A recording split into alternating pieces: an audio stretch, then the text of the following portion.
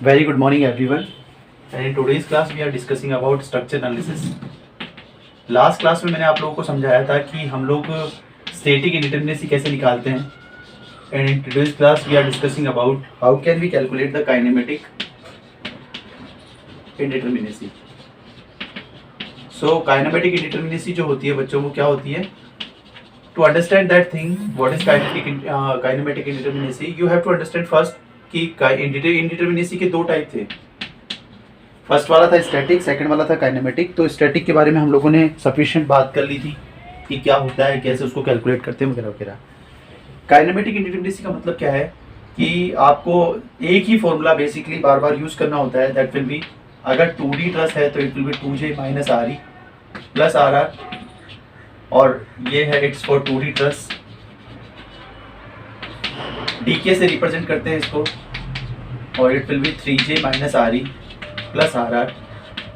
ये आपका 3D truss के लिए है, ठीक है. और जनरली फ्रेम्स के लिए भी यही फॉर्मूला रहता है, 2J minus RE plus 3J minus RE, ठीक है. और इन बेसिक अगर if are talking about frame, then it will be 6J minus RE plus RR. ये फ्रेम के लिए होता है बेसिकली, ठीक है. तो जैसे मान लीजिए कोई स्ट्रक्चर है आपका, ये आपका स्ट्रक्चर है, और इस स्ट्रक्चर के लिए आपको पूछा गया कि ये आपका हिंज सपोर्ट है, ठीक है, और ये आपका रोलर सपोर्ट है. और सपोज इसके लिए हमको पूछा गया कि इसका डीके कितना है. तो फॉर्मूला क्या लगाएंगे? 2D ट्रस है मतलब 2J माइनस RE. तो 2D ट्रस का फॉर्मूला लगाया, और नंबर ऑफ जॉइंट जो है वो कितने हैं इसमें? Number of joints are 1 and 2, ठीक है. सर ये भी तो जॉइंट है, ये जॉइंट नहीं है, ये इंटरनल हिंज है, ठीक है. तो इंटरनल हिंज जो है सर वो काउंट होगा, बिल्कुल काउंट होगा, है तो जॉइंट ही. तो 2J minus RE plus RR और आपको लगाना होगा. तो 2 इंटू J की जगह जॉइंट 3 RE. अब आपको जैसा कि पता है कि नंबर ऑफ अननोन रिएक्शन जो हिंज पर होती है वो 2 होती है, और number of unknown reaction at roller at 1. तो it will be 2 into 3 minus of 1 and plus RR. तो फॉर RR यहाँ पे नंबर ऑफ मेंबर जो कनेक्टेड है उनमें से -1 कर देना है. तो 2 नंबर ऑफ मेंबर कनेक्टेड है, मतलब इसका RR कितना है? 1. It will B 1. तो 6 minus 1 plus 1 it would B 4, ठीक है. डीके के पास ज्यादा कॉन्सेप्ट नहीं है ना. तो for DK you have to understand, actually ये 2D ट्रस के लिए नहीं, ये है 2D फ्रेम के लिए, और ये है 3D फ्रेम के लिए, ठीक है. अब जैसे मान लो स्टूडेंट्स, क्वेश्चन नंबर 2 में हम लोगों से उसने पूछा कि आप कैसे कैलकुलेट कर सकते हैं डीके इस स्ट्रक्चर के लिए. इस स्ट्रक्चर के लिए आपको डीके कैलकुलेट करना है. Suppose you have to find out the kinematic indeterminacy for that structure. So first of all, you can easily understood that it will be case of 2D frame. So for 2D frame, you have to apply that formula, that it would be 3J minus RE plus 3J minus RE plus RR. Okay, बेटा. तो for this you have to count the joint. 1, 2, 3, 4, 5, 6 and 7. एक बार वापस count कर लीजिए. 1, 2, 3, 4, 5, 6, 7 और 8. तो 8 तो number of joint है. रिएक्शंस कितनी है? इसका मतलब जब भी ऐसे रिप्रेजेंट करेंगे, इसका मतलब we are talking about the fix support. तो फिक्स सपोर्ट पे 3 बेसिक रिएक्शंस होती है. तो ये हो जाएगा आपका 3 प्लस RR. RR मतलब ये जो आपका ऐसे डार्क करके एक सर्किल, बड़ा सर्किल बना हुआ होता है ये.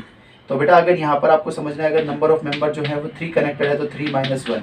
मतलब सर आप ये बोलना चाहते हैं कि RR जो है उसके लिए जितने भी नंबर ऑफ मेंबर कनेक्टेड हों, नंबर ऑफ मेंबर कनेक्टेड उनमें से 1 माइनस कर देना है. Exactly number of member connected -1. तो ये हो जाएगा आपका 2. तो it would be 24 minus 3 plus 2 is equal to 24 minus 21 plus 2 23. अब यहाँ पर अगर एक्शियल डिफॉर्मेशन को अलाउ कर रखा है या नहीं कर रखा है, तो उसके हिसाब से भी वेरिएशन आता है.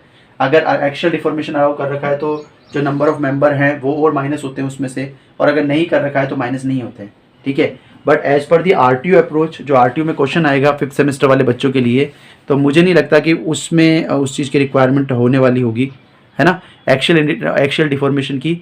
मतलब सर आप ये कहना चाहते हो कि काइनेमेटिक इंडिटरमिनेसी में अगर कोई बच्चा ये 3 फॉर्मूले याद कर ले और ये समझ ले कि RE कैसे कैलकुलेट करते हैं और RR का मतलब क्या है, तो वो क्वेश्चन सोल्व कर देगा. एग्जैक्टली सर एक और क्वेश्चन अगर आप ले लो तो और अच्छा रहेगा. Suppose we can take this question. इसके लिए आपको डीके फाइंड आउट करना है, और यहाँ दोनों जगह इंटरनल हिंज है, ठीक है बेटा. तो आपका डीके का फॉर्मूला क्या बनेगा इस केस में? ये एग्जांपल नंबर 3 है हमारा. तो इसके लिए केस में फॉर्मूला वही बनेगा, 2D ट्रस है मतलब कि 3J minus RE plus RR. Okay बेटा.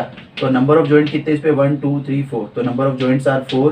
रिएक्शंस 3 तो इस फिक्स पर, और 3 जो है वो इस फिक्स पर, तो 3 and 3 6 प्लस आर आर। अब यहाँ पे नंबर ऑफ मेंबर 1 और 1 2 तो यहाँ कनेक्टेड है और 2 यहाँ कनेक्टेड है, तो एक आर आर इसका और एक आर आर इसका, इट वुड बी 2 सॉरी। तो 12 - 6 + 2 इट वुड बी 8। तो इस तरीके से आप किसी भी स्ट्रक्चर का डीके निकाल सकते हैं। तो हमने डिग्री ऑफ स्टैटिक इंडिटर्मिनेसी और डिग्री ऑफ काइनेमेटिक इंडिटर्मिनेसी को कंप्लीट किया है। आप इसी तरीके से कोई भी क्वेश्चन परफॉर्म कर सकते हैं। आई थिंक आपको कोई प्रॉब्लम नहीं आएगी। ओके बेटा, थैंक यू।